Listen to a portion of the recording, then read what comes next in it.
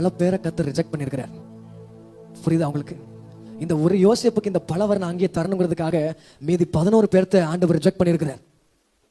அது போல உங்க தலையை உயர்த்தணுங்கிறதுக்காக எத்தனையோ பேரை கர்த்தர் ரிஜெக்ட் பண்ணி தான் உங்களை செலக்ட் பண்ணியிருக்கிறார்.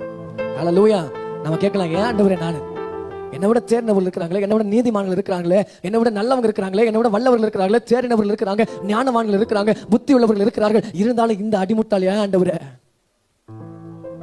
நான் ஏன் பிரயோஜனம் இல்லாதவன் தானே, எல்லாரும் ஏளனமா பேசப்பட்டவன் தானே.